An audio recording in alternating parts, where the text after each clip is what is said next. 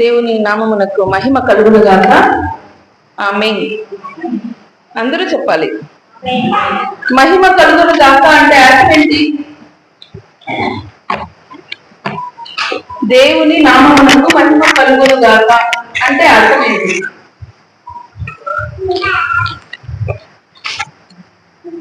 మరి అందరూ చెప్పారు దేవుని నామానికి మహిమ కలుగును గాక. అదే అలా అంటే ఏంటి? ఏమి జరగాలి? ఏమి జరగాలి? మహిమ కలగాలి. దేవునికి, ఆయన నామానికి ఏం కలగాలి? మహిమ. ఇప్పుడు మనం వచ్చింది ఎందుకు? మన పనులన్నీ వదులుకొని ఎందుకు వచ్చాము? ఎందుకు వచ్చాము? మహిమ చెల్లించాలి అని వచ్చారు కదా. లేకపోతే రాకపోతే పాస్టర్లు ఏమన్నా అంటారు, ఇంట్లో తిడతారు.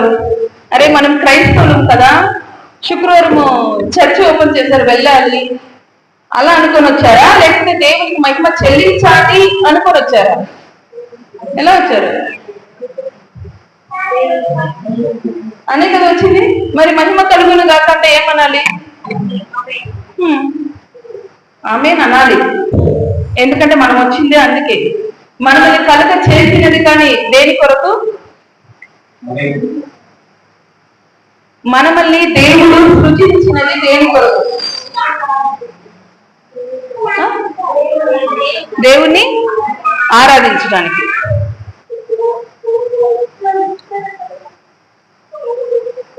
ఆయనకి మహిమ చెల్లించడానికి కొరకే మనం సృజించబడ్డాం. మనకు పిలువబడింది కానీ దేని కొరకు? ఈ లోకంలో నుండి మనల్ని దేవుడు ఏం చేశాడు? ప్రత్యేకంగా పరిచి పిలిచాడు. అవునా కదా? నమ్మిన వాళ్ళు చేతులు పైకి. నన్ను లోకంలో నుండి దేవుడు ప్రత్యేక పరిచి పిలిచి ఆయన సంఘంలో నుండి తీసుకొచ్చాడు. నమ్ముతున్నారా? లేకపోతే మా అమ్మ చిన్నప్పటి నుంచి సంఘానికి నడిపిస్తూనే ఉంది, లేదా ఏదో జరుగుతుంది సంఘానికి పోతే, అలా మైండ్ సెట్ ఏమన్నా ఉందో మనకి? ఎలాంటి మైండ్ సెట్ తో ఆయన సన్నిధానానికి వస్తున్నాం అనేది చాలా చాలా ఇంపార్టెంట్. వచ్చేది గొప్ప విషయం కాదు, వచ్చేది గొప్ప విషయం వచ్చి ఏం చేస్తున్నావు నువ్వు. ఆయన సన్నిధానానికి రావడం వలన దేవునికి ఎంత మహిమ కలుగుతుంది, ఆయన ఆరాధించడం వలన ఆయనకి ఎంత మహిమ కలుగుతుంది అనేదాన్ని మనము నెమరు వేసుకుంటూ ఆయనకి మహిమ ఎంతసేపు ఆయన సన్నిధానంలో ఉంటామో అంతసేపు కానీ దేవునికి మహిమ కలుగుతూనే ఉండాలి. ఇక్కడికి వచ్చిన తర్వాత మన ఆలోచనలు మారకూడదు. ఏంటి ఆలోచనలు మారినాయంటే ఏమవుతుంది? అక్కడ దేవునికి మహిమ కలగదు. కాబట్టి దేవుడు మనల్ని ఈ లోకములో నుండి ప్రత్యేకపరిచాడు. అందుకే మనం ఆయన సన్నిధానంలో ఉన్నాం. ఎంతో మంది ఉన్నారు మన బంధువులు, ఎంతో మంది మన స్నేహితులు ఉన్నారు, మనం పనిచేసే చోట్ల ఎంతో మంది ఉన్నారు. వారందరికీ లేని భాగ్యము నీకు నాకు మనకి దొరికినది. ఇది గొప్ప భాగ్యం. ఆయన మందిరంలో ఉండడం గొప్ప ఏంటి? భాగ్యం అంటే ఏంటి? భాగ్యం అంటే ఏంటి? ఇప్పుడే కదా గొప్ప భాగ్యం అంటే గొప్ప భాగ్యం అన్నారు కదా మీరు. ఏంటి గొప్ప భాగ్యము అంటే? వినపడలేదా?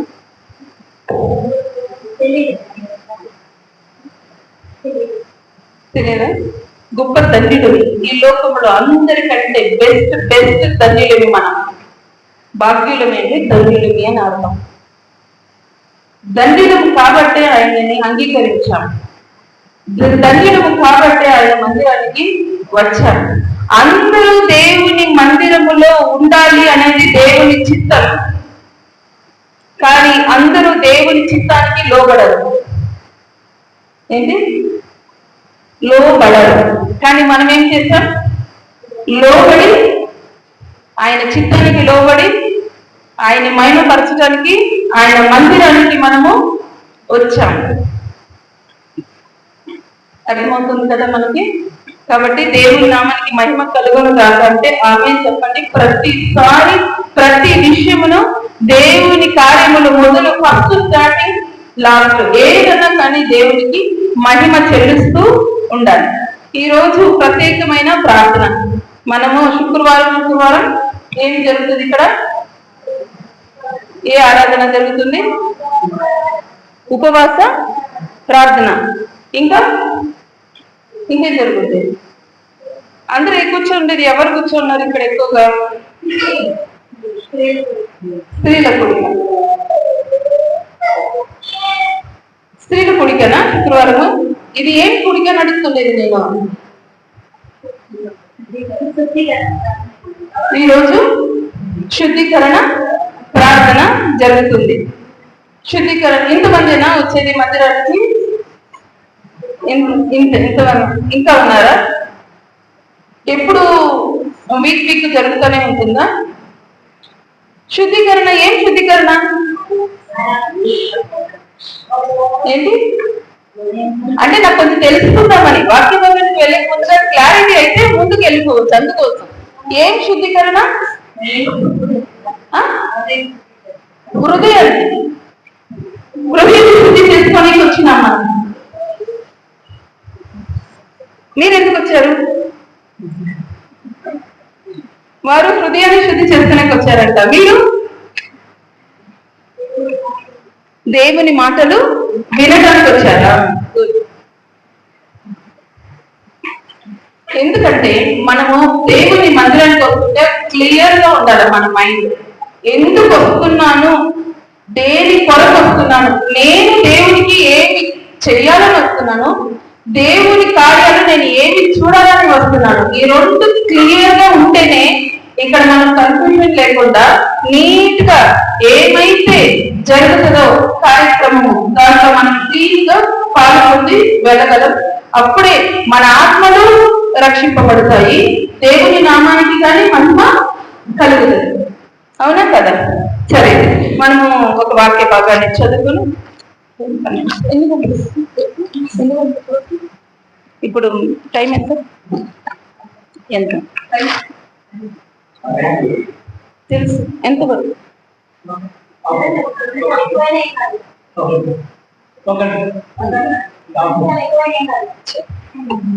సరే, కొలస్సీలకు రాసిన పత్రిక 1వ అధ్యాయము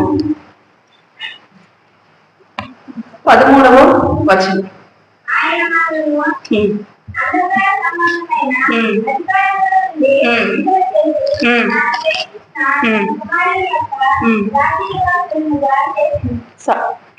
సరే, ఏ వాక్యం? ఇంకొకసారి చదవండి, అందరికీ వినపడాలి, అర్థం అవ్వాలి.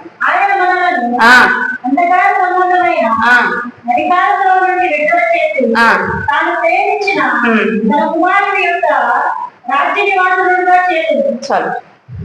ఎవరికి అర్థమైంది వాక్య భాగం? ఇప్పుడు వాళ్ళిద్దరు చదివారు, ఎవరికి అర్థమైంది? ఈ మాటలు ఎవరికి అర్థమయ్యాయి? చెప్పండి. పర్వాలేదు, నిదానంగానే చెప్పండి, ఏం పర్వాలేదు.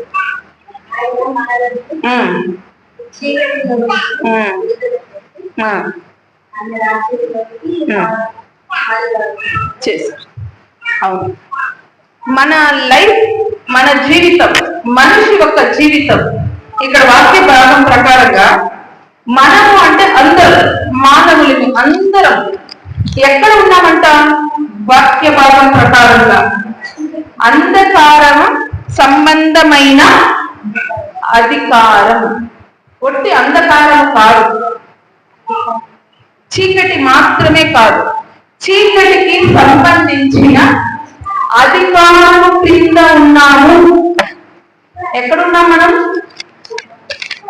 మన లోకంలో మాట్లాడాలంటే చీకటికి సంబంధించి ఒక అధికారి ఉన్నాడు, వెలుగుకి సంబంధించిన ఒక అధికారి ఉన్నాడు, చీకటికి సంబంధించిన ఒక అధికారి ఉన్నాడు. ఇప్పుడు మనము ఎవరి చేతి కింద ఉన్నాం? ఎవరు అధికారి దగ్గరికి వచ్చినప్పుడు. ఇప్పుడు మనము మొన్నటి వరకు ఎవరి ప్రభుత్వం కింద ఉన్నాం? ప్రభుత్వం, గవర్నమెంట్. ఏ గవర్నమెంట్ కింద ఉన్నామో ఇప్పుడు ఏ గవర్నమెంట్ వరకు వచ్చాం?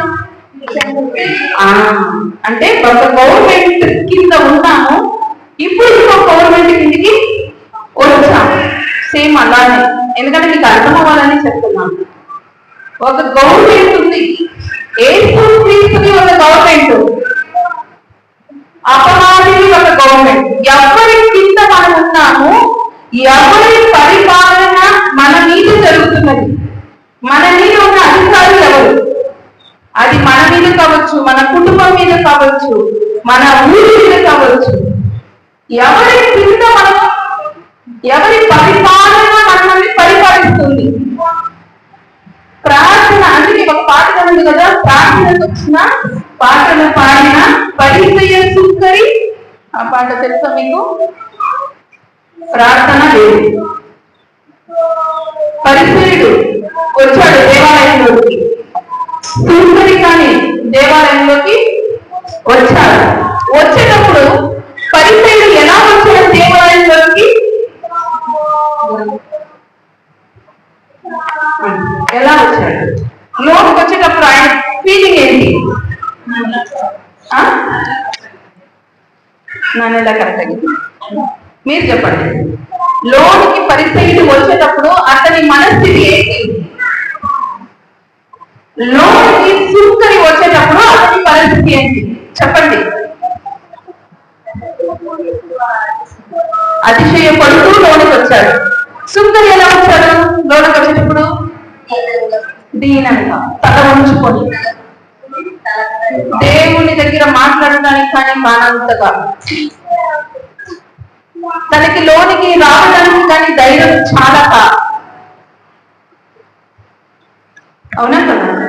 ఇలాంటి మనస్థితిలో ఆయన మందిరంలోనికి అడుగు పెట్టారు. మనం కానీ దేవుని మందిరంలోనికి అడుగు పెడుతున్నాం. ఎలాంటి మనస్తత్వంతో అడుగు పెడుతున్నాం? చాలా ఇంపార్టెంట్ ఇది. పరిచయుడు చాలా మంచి భక్తి పరుడుగా ఉన్నాడు.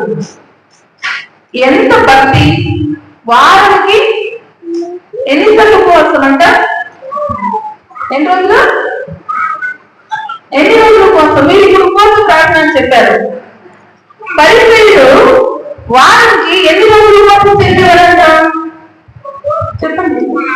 సండే స్కూల్ కదా ఇది. ఎన్ని రోజులు ఉపవాసం? వారంకి 2 రోజులు. చాలా సింపుల్ కదా. వారానికి 3 రోజులు కూడా మనం ఒక్కరోజు వస్తుంటేనే ఎంతో ఫీల్టర్ మనకి. మేము ఉపవాసం ప్రార్థన చేస్తున్నాం. అది ఎంత రోజులు? ఉదయం నుండి మధ్యాహ్నం వరకు. మధ్యాహ్నం వెళ్ళిపోయి ఏం చేస్తాము? అబ్బా, రోజు తినేదానికంటే ఇంకా మధ్యాహ్నం పోయి ఇంకా ఎక్కువ కలిగి చేస్తాము. అలా కాదు, ఉపవాసం అతను చాలా నియమ నిష్ఠలతో పరిచయుడుగా ఉపవాసం ఉన్నాడు.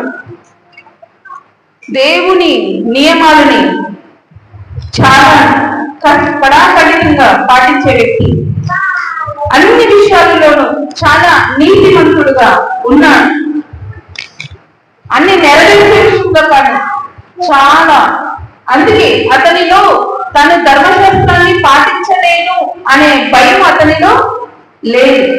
మనము ఎన్నో మనకి ఆజ్ఞలు మనకి సంఘంలో చెప్పి పంపిస్తా ఉంటారు. ఎన్నో వాక్యాలు చెప్పి పంపిస్తారు. మనం అలా చేయకూడదు, ఇలాంటి చేయకూడదు, మనం ఇలా ఉండకూడదు అని మనకి చెప్పి పంపిస్తే మనం దాన్ని ఫాలో చేస్తామా? ఇక్కడ మాటలు ఇక్కడే వదిలేసి వెళ్ళిపోతూ ఉంటాం. కానీ అతను అలా చేయలేదు. మీకు పరిచయులు అంటే ఎలాంటి నిష్ఠ ఉన్నవాళ్ళు వాళ్ళు. మీకు పౌలు సౌలుగా ఉన్న వ్యక్తి పౌలుగా మారాడు. అతని కానీ ఎవరు? పరిచయుడు. చాలా పరిచయం అంటే మీరు చదువుకొని వెళ్ళిపోతున్నంత ఈజీ కాదు. వాళ్ళకి అనే పద్ధతులు ఉన్నాయి. వాళ్ళ ధర్మశాస్త్రాన్ని పాటించేవారు. యేసుక్రీస్తుని సవాలు చేసిన వారు. అంత నియమము పాటిస్తున్న వ్యక్తి దేవుని మందిరంలోనికి వచ్చేటప్పుడు చాలా నీతిమంతుడిగా వచ్చాడు. చాలా నీతిమంతుడుగా లోనికి వచ్చాడు. కానీ వెళ్ళేటప్పుడు ఎలా వెళ్ళాడు? ప్రార్థన చేసి తన వంతు ప్రార్థన, తన వంతు ఆరాధన ముగించుకొని బయటికి వెళ్ళేటప్పుడు ఎలా వెళ్ళాడు? ఎలా వెళ్ళాడు? ఎలా వెళ్ళాడు? సంతోషంగా. కరెక్షన్ చేయాలి. అయితే మాట్లాడాలా, తెలిసిన విషయం ఏదైనా కానీ చెప్పాలా. ఎలా బయటికి వెళ్ళాడు? పరిసయుడు. లోనికి వచ్చేటప్పుడు నీతిమంతుడు, బయటికి వెళ్ళేటప్పుడు ఎలా వెళ్ళాడు? ఎలా ప్రార్థన చేశాడు? మనము చేసే ప్రార్థన, ఇక్కడ చూసుకుని చేసే ప్రార్థన ఎవరికి తెలియదు. ఒక కంట పాఠంలాగా ప్రార్థన చేసేసి వెళ్ళిపోతూ ఉంటాం. అవునా కదా? ఒక లిస్ట్ ఉంది మనకి. ఫస్ట్ స్టెప్ ఇది, సెకండ్ స్టెప్ ఇది, థర్డ్ స్టెప్ ఇది, ఇలాంటి స్టెప్పులు చేసుకొని లాస్ట్ ఇంకొక స్టెప్ ఉంటుంది. ఆ చెప్పేసి ఆమె చెప్తే ఒక ప్రార్థనది సరిపోతుంది అని మనం అనుకుంటాం. కానీ పరిసయుడు ఏమి ప్రార్థన చేశాడో దేవుని ఆలయంలో అనేది నీట్గా రాయబడింది.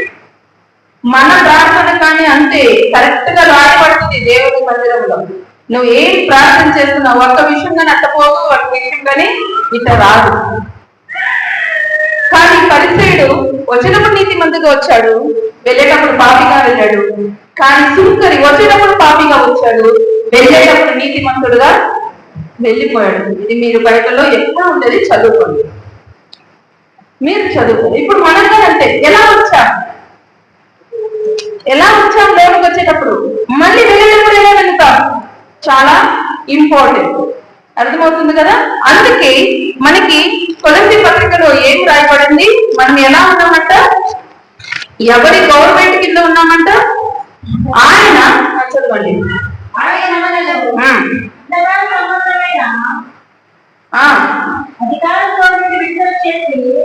ఆగండి, మళ్ళా అక్కడికి వస్తాం. ఆయన మనలను అంధకార సంబంధమైన అధికారంలో నుండి ఎంత.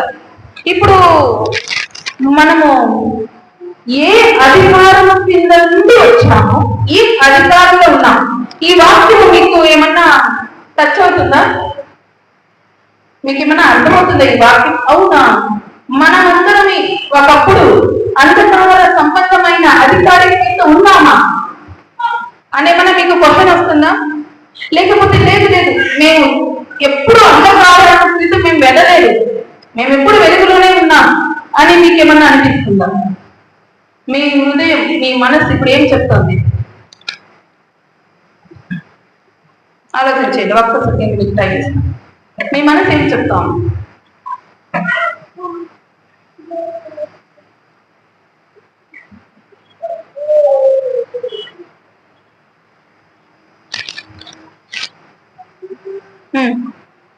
ఎవరికేమన్నా ఆలోచించిందా? లేదు నేను ఎప్పుడు చీకటిగా వెళ్ళలేదన్న వాళ్ళు చేస్తారు. నాకు అసలు చీకటి ఉంటేనే తెలియదు, చీకటి ప్రభుత్వం అంటేనే నాకు తెలియదు అనేవారు చేస్తారు. ఫస్ట్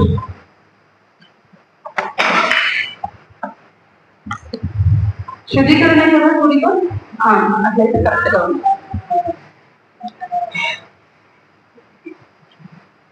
చెప్పండి. నాకు అసలు చీకటి అంటే తెలియదు. అసలు అతను ఆ అధికారి ఎవరు, ఆ మినిస్టర్ ఎవరో నాకు అసలు తెలియదే అనేవాళ్ళు మాత్రం ఎందుకని అందరూ సైలెంట్ గా ఉన్నారు? చెప్పండి.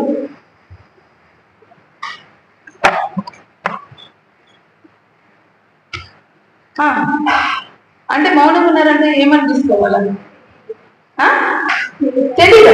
అంధకార సంబంధమైన అధికారి ఎవరని కానీ తెలీదా? సాతాను. అతని చీకటికి సంబంధించిన వాడు. ఇక్కడ మనకి వాక్య భాగంలో చెప్పబడుతున్నది ఆయన అంటే ఎవరు? దేవుడు. ఆయన అంటే దేవుడు. మనలను అంటే మనందరం. యేసుక్రీస్తుని ఎంతమంది అయితే అంగీకరించారో వాళ్ళందరూ దేని కింద ఉన్నారని వాక్యం చెప్తుంది? ఎవరి కింద ఉన్నారంట? అంధకార సంబంధమైన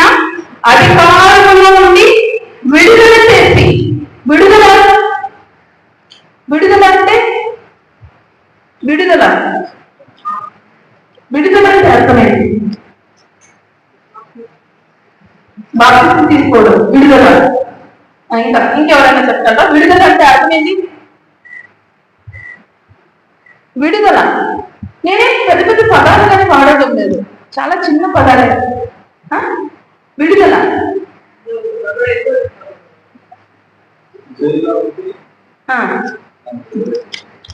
విడుదల. ఎవరు ఫ్రీడమ్ అనేది మీరు అన్నారా? Freedom correct. మొన్ననే కదా ఆగస్టులో ఫ్రీడమ్ గానే సెలబ్రేషన్ చేస్తున్నారు కదా. ఎన్నో సంవత్సరం 70 ఎక్కడున్నావమ్మా? ఇంకా చాలా వెనక్కున్నా. వద్దురా, మనం ముందుకి వెళ్ళిపోదాం. వెనక్కి ఎంత 79th అవునా సెలబ్రేషన్ చేస్తున్నామా? ఏమని చెప్పించేవారు మన స్కూళ్ళలో అంతా? అదే ఇండిపెండెన్స్ ఎలా వచ్చింది, ఎక్కడి నుంచి వచ్చింది, అదంతా మనకి ఎలా చెప్పించేవారు? Freedom fighters. ఎక్కడి నుండి ఎవరి దగ్గర ఫ్రీడమ్ కోసం పోరాడారంట? బ్రిటిష్ వాళ్ళ దగ్గర పోరాడారు. తర్వాత ఏమైంది? పోరాడితే ఏం జరిగిందంట?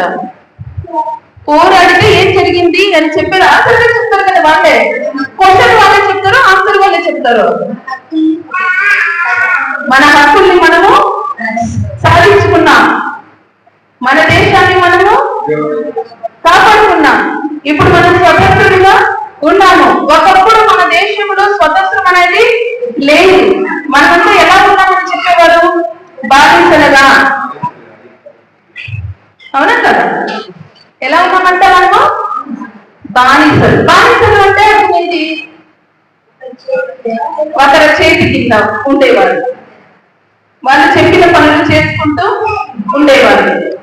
వాళ్ళు తినమన్నప్పుడు మాత్రమే మనము తినాలి. వాళ్ళు లేమంటే వాళ్ళు ఏమి చెబితే అది మనము వినాలి. మనకి అనే కూర్చోటానికి, మనకి అనే ఒక కుటుంబాన్ని పోషించుకోవటానికి ఒక స్వతంత్రం అనేది లేకుండా ఉండేది. అవునా కదా? అలాంటి కానీ వాళ్ళు చెప్పినప్పుడు మీరు అనుకున్నారా? మీరేమనుకునేవారు? అరే స్వాతంత్రం అంటే మనకి ఎందుకు చెప్తున్నారు అని అనుకునేవారా? లేదా ఒక లడ్డు పంపిస్తారులే వెళ్ళిపోదాం అనుకుంటాను. లడ్డు కోసమే కదా పోయేది. ఆ రోజు ఫ్రెష్ అయ్యేది ఎందుకు? ఒక్క లడ్డు కోసం. మన ఇంట్లో మన అమ్మ నాన్న లడ్డూలు బాక్స్గా తెచ్చి పెడతారు. అవన్నీ మనకి అక్కడ ఒకేటి లడ్డించి పంపిస్తారు కదా, దానికోసం పరిగెత్తుకునేది. అది కాదు స్వతంత్రం. ఎలాంటి బానిసత్వంలో మనం ఉంటే ఈ రోజు ఆ స్వతంత్రపు గాలిని పీల్చుకుంటున్నామో మనకి అది అర్థమైతే ఇది అర్థమవుతుంది. దాన్ని లడ్డు వరకు ఉంచుకున్నాం అనుకోండి, దీన్ని కానీ ఒట్టి ఒక పాట, ఒక ప్రార్థన, ఒక కృతజ్ఞత కూడిక ఇంతతోనే ముగించుకోవాల్సి వస్తుంది. అది లడ్డు కాదు, అది రక్తముతో కూడిన ఒక విషయం.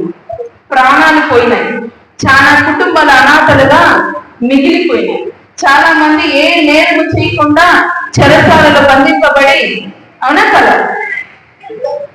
ఎంత హిస్టరీ ఉంది కదా మనకి, మన దేశానికి కానీ చాలా పెద్ద హిస్టరీ ఉంది కదా. హిస్టరీ తెలవాల, అప్పుడే మనకి ఇది అర్థమవుతుంది. అవునా కదా? అటువంటి చీకటిలో నుండి ఇప్పుడు బ్రిటిష్ వాళ్ళు మనల్ని చాలా టార్చర్ పెట్టారు అని మన టీచర్స్ మనకు చెప్పారు. మీరు ఎప్పుడన్నా ఎలాంటి టార్చర్ పెట్టారు అని అడిగారా పిల్లలుగా? ఏం టార్చర్ పెట్టారు? మా అమ్మ ఆడుకోవడానికి పోతా అంటే వద్దనింది, అలాంటి టార్చర్ పెట్టారా? నేను ఈ డ్రెస్ వేసుకుంటే మా అమ్మ వద్దు ఆర్డర్ తెలుసుకున్నప్పుడు టార్చర్ ఉంటుంది కదా. నాకు ఇది కావాలన్నా అప్పుడు అమ్మ చెప్తుంది ఇది కాదు అది ఇది అంటుంది కదా, అప్పుడు టార్చర్ ఉంటుంది కదా. ఎందుకు ఇలాంటి అమ్మ మనకి అంటే అది టార్చరా? దాన్ని టార్చర్ అనుకున్నాం అనుకోండి, మనం ఎక్కడి నుండి ఏసై కడకు వచ్చినామో తెలియదు. మనం ఏసై కడకి రావడం అంత సులభమైన విషయం కాదు. ఈ రోజు క్రైస్తవులుగా మనం పిలువబడడం అంత సులభం కాదు. చాలా పోరాటాలు, ప్రాణ త్యాగాలు చేయబట్టి ఈ రోజు క్రైస్తవులుగా మీరు నేను మనమందరము బైబిల్ పట్టుకొని కూర్చొని దేవుణ్ణి ఆరాధిస్తున్నాం. ఊరికి రాలేదు ఇవన్నీ, చాలా ప్రాణాలు పోయాయి. ఈ బైబిల్ మీ చేతిలో ఉంది కదా, ఈ బైబిల్ ఎంత పెట్టుకున్నారు? మీకు ఎవరైనా గిఫ్ట్ ఇచ్చి ఉంటారు లేదా డబ్బులు పెట్టుకొని ఉంటారు? ఎంత కొనున్నారు మీరు బైబిల్ని? 500 వరకు ఇచ్చుకొని ఉంటారు. ఓకే, ఇంకా చాలా మందికి గిఫ్ట్ వస్తుంది, అవునా కదా? కానీ ఈ బైబిల్ ని నీ చేతిలోనికి నా చేతిలోనికి రావడానికి ఎంతమంది ప్రాణాలు పోయాయి తెలుసా? ఎంతమంది ప్రాణాలు పోయింది? ఎన్ని ప్రాణాలు పోతే నీకు నీ లాంగ్వేజ్ లో, నీ తెలుగులో నీకు బైబిల్ దొరికింది?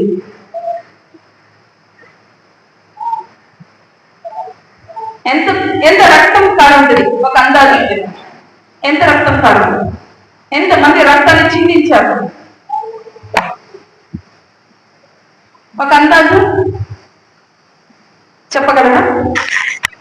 ఒక అందాజు. ఇప్పుడు డబ్బులైతే మనం చెప్పగలిగాం, 500 వరకు మనం ఇచ్చి కొన్నామని. రక్తం ఎంత కారుంటుంది? నీ చేతికి నా చేతికి బైబిల్ రాగలదు.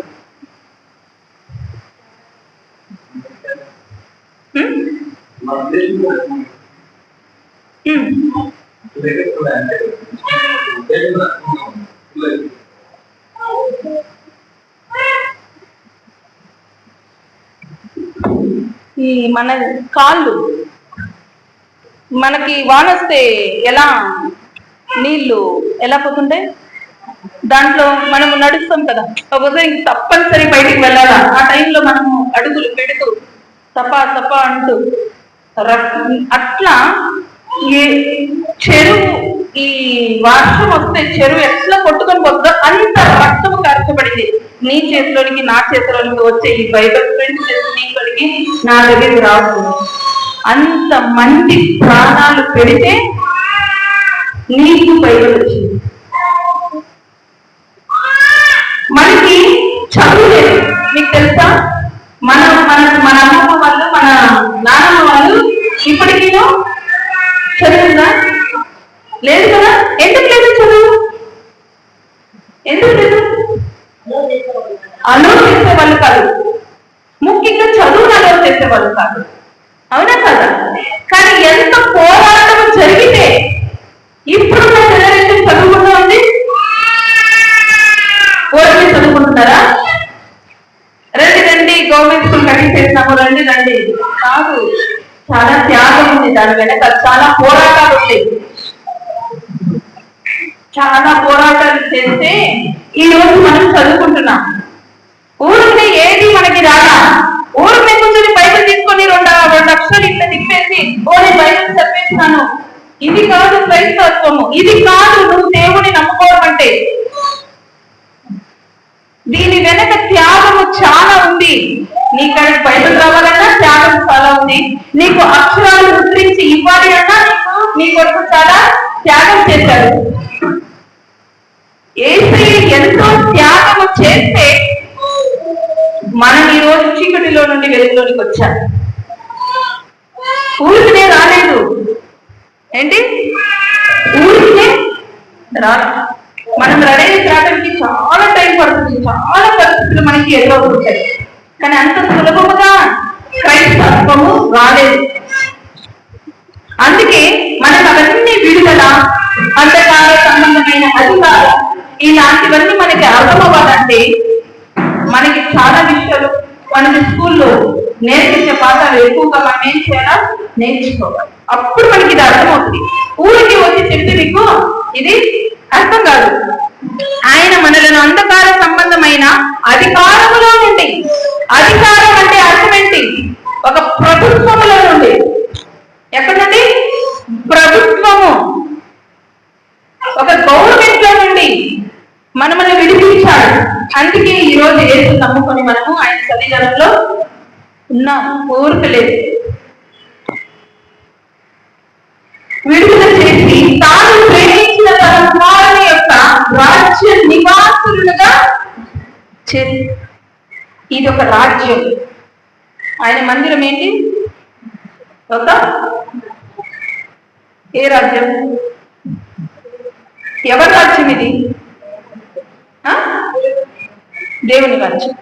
కరెక్ట్ గా మీ హార్ట్ ఫుల్ గా దేవుని మందిరం అంటే ఇది దేవుని యొక్క నిజంగా ఆయన రాజ్యమే అని హార్ట్ఫుల్ గా చెప్పేవాళ్ళు. చెప్పండి, హార్ట్ఫుల్ గా మనస్ఫూర్తిగా ఇది దేవుని యొక్క రాజ్యం అని నమ్మే వాళ్ళు ఎంతమంది ఉన్నారు ఇక్కడ?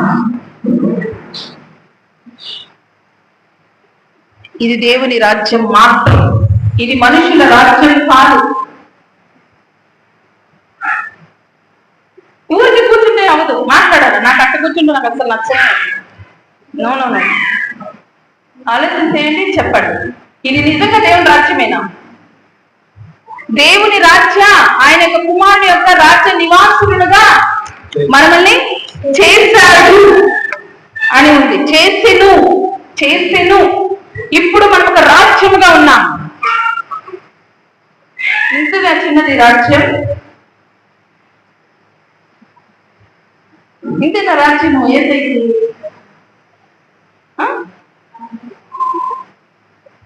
మాట్లాడేం పర్వాలేదు. రాజ్యమా ఇది? మీరు దీన్ని రాజ్యంగా చూస్తున్నారా? ఎలా చూస్తున్నారు? సంఘాన్ని ఎలా చూస్తున్నారు? మీకు ఎలా కనపడుతుంది? ఎలా కనపడుతుంది? దేవుని యొక్క మందిరం. మందిరం అంటే అర్థమైంది.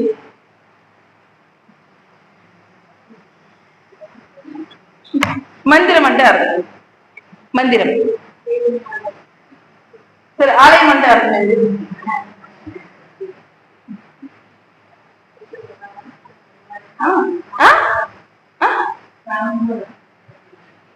స్థలం, స్థలం. దేవుని యొక్క మందిరం అంటే ఇక్కడ మందిరం అంటే దేవుడు మాత్రమే ఉండే స్థలం. మీరు మీ ప్రిన్సిపల్ రూము లేదా ఏదైనా ఆఫీసర్ కాడికి పోతారు అనుకోండి, అక్కడ మీ ప్రిన్సిపల్ దగ్గరికి వెళ్ళాలన్నా, లేకపోతే మీరు ఏదైనా ఒక అధికారి దగ్గరికి, ఒక గవర్నమెంట్ ఆఫీసర్ కాడికి మీరు వెళ్ళారనుకోండి, ఇష్టానికి వచ్చేస్తారా? ఇది మా ఊరు, మా ఊర్లో కట్టిన ఇల్లు, లేదా మీరే సైట్ ఇచ్చారు అనుకోండి, స్కూల్కి మీరే సైట్ ఇచ్చారు, ఓకేనా, మీరే సైట్ ఇచ్చిండ్రు, మీ సైట్ లోనే స్కూల్ కట్టిండ్రు, మీ సైట్ లోనే ప్రిన్సిపల్ రూమ్ ఉంది, ఇది నా సైట్ లోనే వెళ్ళిపోతారా? ఎందుకని? మీరే కదా.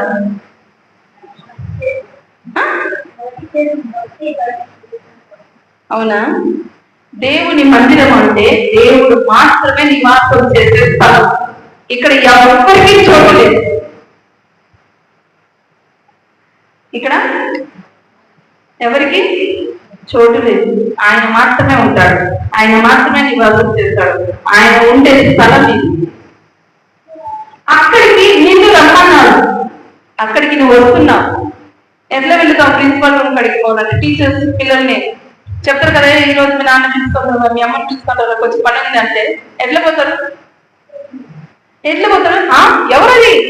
మా అమ్మాయిని నన్ను రమ్మన్నారా అని చెప్తారా? లేకపోతే ఏం చేసిండో వీడు అనుకుంటా పోతారు. ఎట్లా పోతారు? ఆ ఫీలింగ్ చెప్పండి. ఎవరు చెప్పారు? ఆ పాప భయం వస్తారు కదా. మీకెంత భయం ఉంటుంది? మీ అమ్మకు మీ నాన్నకి ఎంత భయం ఉంటుంది? అవునా కదా? ఒకరు ఇద్దరికి, నీతో నుంచి నాకు, వాళ్ళ నుంచి నీకు ఎవరికి చీవాట్లు పడితే మనకు తెలియదు. అవునా కదా? అంత భయంతో వస్తుంది కదా. మరి దేవుడికి మందిరానికి వచ్చేటప్పుడు ఎంత భయపడుతూ వస్తున్నాం, ఎంత భయం. ప్రిన్సిపాల్ కాడికి వచ్చిపోతున్న నీకే అంత తడ. వాళ్ళు మంచిగా మాట్లాడి పంపిస్తే ఓకే, మంచి మాట్లాడిపోయినా కానీ ఇంత ఎక్కట్లో ఉంటుంది. అవునా కదా? కానీ ఎంత భయంగా వస్తాం, ఎంత వినయంగా మాట్లాడతాం. వాళ్ళు చెప్పింది మీ అమ్మాయి మీ అబ్బాయి సర్లేదు అంటే నో మూసుకొని అవును సర్లేదు చెప్తారా లేదా? మా అమ్మాయిని మా అబ్బాయిని నువ్వెవరికి అని అన్నారా? ఎవరైనా ఉంటే చెప్పండి నాకు. లేదు లేదు, నేను మా టీచర్కే మా ప్రిన్సిపల్కే బాగా ఇచ్చేస్తాను, మా అమ్మాయి గురించి మా అబ్బాయి గురించి మాట్లాడితే విషయాలు అది చెప్పేసి వచ్చినాను అనే వాళ్ళు ఎవరైనా ఉన్నారా? ఎవరు లేరా? ఉన్నారా? ఉంటారు ఎవరో ఒకరు. మనం ఉన్నామా? అధికారానికి లోపడతాం కాబట్టి మనకి అలాంటి ఆలోచన ఉండదు, అంతే కదా. కాబట్టి ఆయన ఉండే స్థలము, ఆయన ఉండే స్థలమని రాజ్యము, ఇది ఆయన సొంత రాజ్యం, ఆయన సొంత రక్తముతో కొనుక్కున్న రాజ్యం. ఇది నీది కాదు, నాది కాదు, మనది కాదు. ఇది సొంతంగా యేసుక్రీస్తుడి మాత్రమే. అవునా కదా? ఎవరు నమ్ముతున్నారు ఈ దేవుని రాజ్యం అని? నమ్ముతారా? నమ్ముతున్నారా?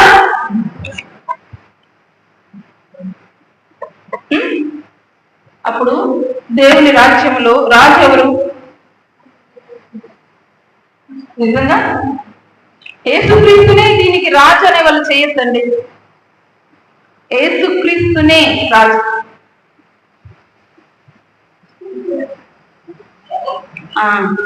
ఆ రాజు కింద మనం అందరం ఉన్నాం.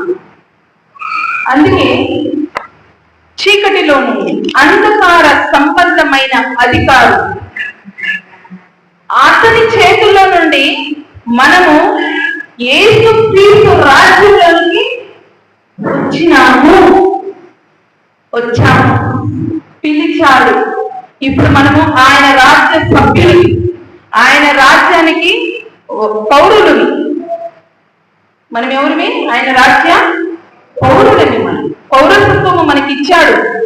మనం ఆయనకి మాత్రమే సంబంధించిన వాళ్ళని. యేసుక్రీస్తు ఏమైతే మనకి బోధించినాడో, ఏమైతే మనకి ఆజ్ఞాపించినాడో అదే మనకి గవర్నమెంట్, అదే మనకి గవర్నమెంట్ చట్టం. ఆ చట్టం క్రిందనే బ్రతకాలి మనం. వేరే చట్టం కింద మనము వెళ్ళకూడదు. ఎందుకంటే చీకటిలో ఉన్న చట్టంలో నుంచి వెలుగులో ఉన్నటువంటి చట్టంలోనికి మనము వచ్చాము. కాబట్టి చీకటికి సంబంధించిన ఏ కార్యాలు మనలో ఉండకూడదు. ఉన్నాయి అంటే ఆ ప్రభుత్వంలోనికి, ఈ ప్రభుత్వం, ఆ ప్రభుత్వంలో నుండి ఈ ప్రభుత్వంలోనికి మనం ఇంకా రాలా. అవి మనలో కనపడకూడదు. చీకటి క్రియలు మనలో కనపడకూడదు. మనము వెలుగు సంబంధులవి. దేనికి సంబంధించిన వాళ్ళని? వెలుగు. వెలుగు అంటే ఏంటి? వెలుగు వెలుగు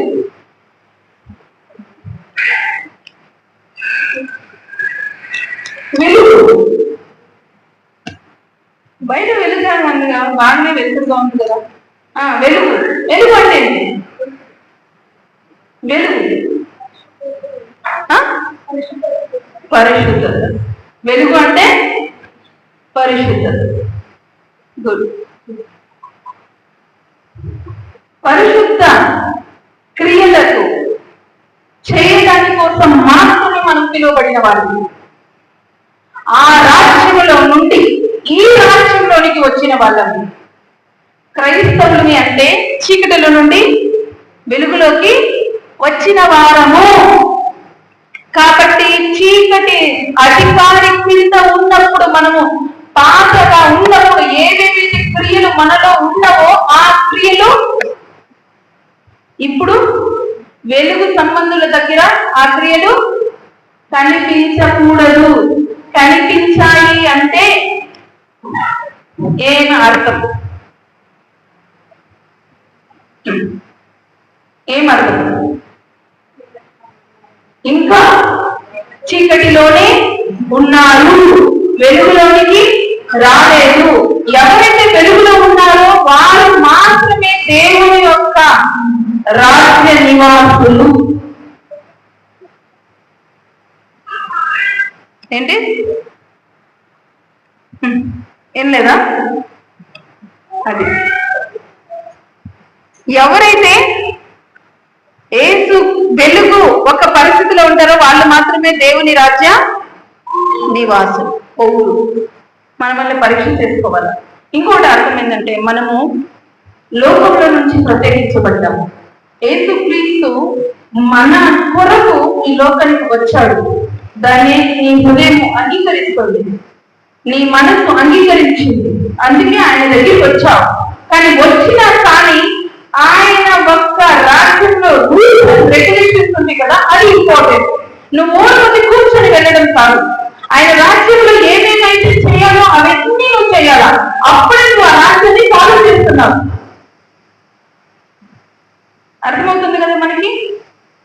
లోకంలో నుంచి బయటకు వచ్చా. ఇప్పుడు మనం బయటికి వెళ్ళకూడదు. లోనికి వచ్చిన వాళ్ళని లోననే ఉండాలా. ఈ రాజ్యములో మనము సుభిక్షంగా, ఈ రాజ్యంలో యేసుక్రీస్తు మనకి ప్రభు అయినాడు. అందరూ యేసుక్రీస్తుని ప్రభు అంటారు. ప్రభు అంటారా? ఎవరు ప్రభు నామంలో వందనాలన్నారు? ఎవరు?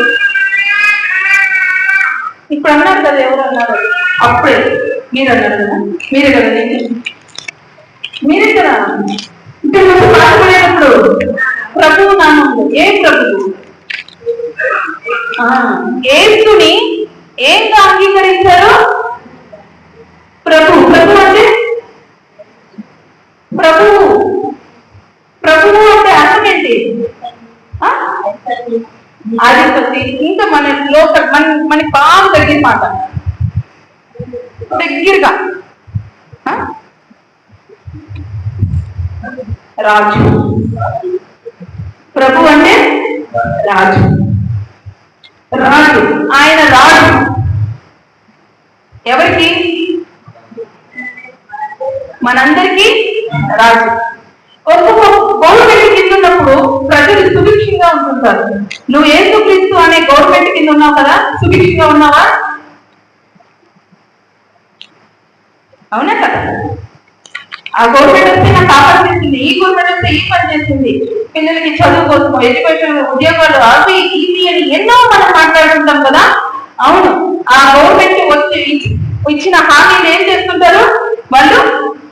వాళ్ళు నెరవేర్చడానికి ప్రయత్నం చేస్తూ ఉంటారు. వాళ్ళకి ఇచ్చిన ఆ సమయం బట్టి అంతలో వాళ్ళు ఏం చేస్తారు? వాళ్ళు ఏమేమి కార్యాలు చేయాలో వాటిని చేయడానికి ప్రయత్నం చేస్తారు. మనము ఇప్పుడు యేసుక్రీస్తు రాష్ట్రంలో ఉన్నాము కదా, యేసుక్రీస్తు రాష్ట్రంలో ఉన్నటువంటి అన్ని సౌకర్యాలు మనము పొందుతున్నామా? దొరికేదే మీకు పథకాలు? యేసుక్రీస్తు ఇచ్చే పథకాలు ఏమేమి ఇచ్చాడు యేసుక్రీస్తు? త్వరగా చెప్పండి, ముగించేసి అయిపోయింది. ఏమేమి పథకాలు చెప్పాడు యేసుక్రీస్తు? ఏం పథకాలు అందుకున్నాడు? రాజ్యము అన్నప్పుడు మరి ఆలోచన చేయాలి కదా. రక్షణ అనుభవం ఎలా ఉంటుంది? రక్షణ అనుభవం అవును కరెక్టే. దాని ఫీలింగ్ ఎలా ఉంటుంది? రక్షణ అనుభవం సంతోషంగా. ఎప్పుడు సంతోషం ఉంటుంది? అన్ని ఉన్నప్పుడు, అన్ని లేనప్పుడు. అన్ని లేనప్పుడు. యేసుక్రీస్తు రాష్ట్రంలో ఉండే వ్యక్తికి ఈ లోకానికి సంబంధించిన ఏది లేకపోయినా కానీ వాడు ఆనందంగా ఉంటుంది. అదే రక్షణ అనుభవం. వాడు దేనికోసం ఈ లోకంలో ఉండే దానికోసం ఏడవడు. అదే రక్షణ అనుభవం. అంటే ఫుల్ ఈ పాయింట్ కదా, జస్ట్ అర్థమవడం కోసం చెప్తే మళ్ళీ ఇదే పాయింట్ ఏమో, నో ఈ పాయింట్ లో ఉంటే మేము చాలా ఆనందంగా ఉన్నాము, మాకు రక్షణ దొరికేది దాని ఉంటుంది. జస్ట్ ఒక ఏమి ఉన్నా ఏమి లేకపోయినా వాడికి ఒకటే గురించి యేసయ్య నన్ను రక్షించిండు, ఇంతకంటే ఈ లోకంలో నాకు ఇంకేమి కావాలి? అర్థమైందా మీకు? యేసుక్రీస్తు నన్ను రక్షించాడు, ఇంతకంటే ఇంకేమి కావాలా? ఇంతకంటే నేను ఏం చేయగలను? ఏమి అడగాలి? అది రక్షణ పొందిన వాళ్ళు ఉండే సంతృప్తికరమైన జీవితం. కాబట్టి మనం ఆయన సన్నిధానికి వచ్చాము, చాలా ధన్యులని. యేసుక్రీస్తు నీ కోసం నా కోసం ప్రాణం పెట్టాడు, ఆయన పేరు పెట్టి పిలిచాడు, ఆయన సన్నిధిలో ఆయన రాష్ట్ర పౌరుడిగా చేసుకున్నాడు. ఆయన ఎవరు సమీపించడానికి తేలిస్తూ ఉండేవాడు, కానీ నీ కోసం ఈ లోకానికి వచ్చాడు. ఆయన నీలో ఉండాలి అనుకుంటున్నాడు. మీ దేహము దేవుని ఆలయం. మీ దేహం ఏమైనది? దేవుని నమ్ముతున్నారా? దేహం దేవుని నమ్ముతున్నారా లేదా? కొంచెం కష్టంగా ఉంది కదా. ఈ దేహమే దేవుని యొక్క ఆలయం. ఈ ఆలయంలో ఆయన ఉంటాడు, నువ్వు ఆయన రాజ్యంలో ఉంటాడు. అందుకొరకే దేవుడు మనల్ని పిలిచాడు. మనం ఎంతో బాకీలమే. యేసుక్రీస్తు రాక చాలా చాలా చెప్పండి. ఎందుకైతే ఇంకా స్లోగా ఉన్నారా? ఆ మాట మీరే చెప్పచ్చు, జోరుగా చెప్పండి. యేసుక్రీస్తు చాలా త్వరగా ఎంత టైంకి వస్తాడు, ఎంత టైంకి వెళ్ళిపోతాడు? కన్ను అంతే, ఆయన అంత టైంలోనే. నువ్వు కన్ను మూసి తెరిచే లోపల ఆయన వస్తాడు, ఆయన వెళ్ళిపోతాడు. ఆయన సన్నిధానంలో ఉండడం ఎంత ప్రాముఖ్యమో అంతే ప్రాముఖ్యం ఎత్తపడే గుంపులో ఉండడం. మనలందరినీ ఆయన సన్నిధానంలో ఎలాగ పిలుచుకొని వచ్చాడో ఇంకా అనేకుల్ని పిలుచుకొని రావాలి. అందరూ ఎత్తపడే గుంపులో ఉండాలి. అట్టి కృప దేవుడు మనందరికీ అనుగ్రహించుగాక. అందరికీ యేసుక్రీస్తు నామములో వందనాలు.